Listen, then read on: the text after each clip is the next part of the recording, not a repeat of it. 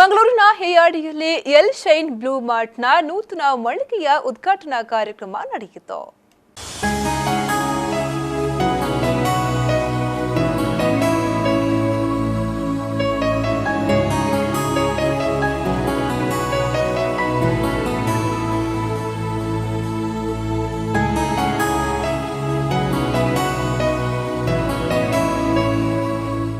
ಚಿತ್ರನಟಿ ಅಶ್ವತಿ ಶೆಟ್ಟಿ ಮತ್ತು ಮಂಗಳೂರು ಮಹಾನಗರ ಪಾಲಿಕೆಯ ಸ್ಥಾಯಿ ಸಮಿತಿ ಅಧ್ಯಕ್ಷರಾದ ಪ್ರವೀಣ್ ಚಂದ್ರ ಆಳ್ವಾರ್ ಅವರು ನೂತನ ಮಳಿಗೆಗೆ ಚಾಲನೆ ನೀಡಿದರು.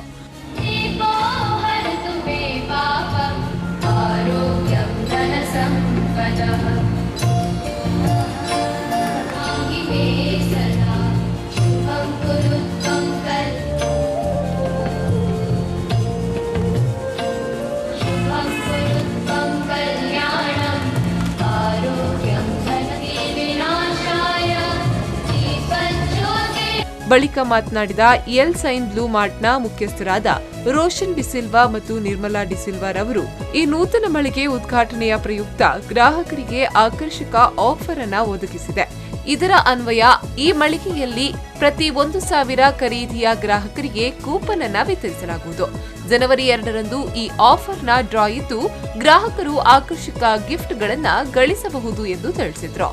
ಇನ್ನು ಮಳಿಗೆಯಲ್ಲಿ ಅಂತಾರಾಷ್ಟ್ರೀಯ ಬ್ರ್ಯಾಂಡ್ಗಳು ಕಡಿಮೆ ದರದಲ್ಲಿ ಗ್ರಾಹಕರಿಗೆ ಲಭ್ಯವಿದ್ದು ಮಂಗಳೂರಿನ ಮಹಿಳಾ ಮಣಿಯರಿಗೊಂದು ಉತ್ತಮ ಗುಣಮಟ್ಟದ ಸೌಂದರ್ಯ ವರ್ಧಕಗಳು ಲಭಿಸಲಿದೆ ಎಂದು ತಿಳಿಸಿದರು. Lakme, Dazzler, L'Oreal and Nature's and we are going on increasing our products step by step. We also, when we have launching of new products, we will send it to the parlors, beauty parlors, and we will also arrange for training from that brand representative. So we are having a lot of vision here, and we hope to get support from the Mangalore customers as well as international customers. Plus we will be bringing international products here very soon. So we will have a lot of brands here, so customers can come and choose. It's not only customers, it's even the beauty parlors, the saloon owners who can buy the products here at a very competitive rate. It's not only about getting the showroom sales, online showroom sales. We'll be having deliveries to saloons.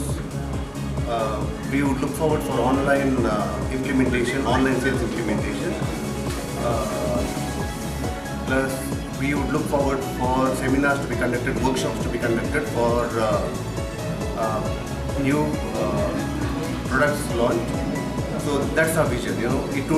It will continue, and we will take Mangalore to next level in terms of cosmetic industry, beauty industry. That's our dream, and we look forward for customers. We look forward for people of Mangalore to support us, to encourage us growing with their ideas, innovative ideas, and lot of suggestions.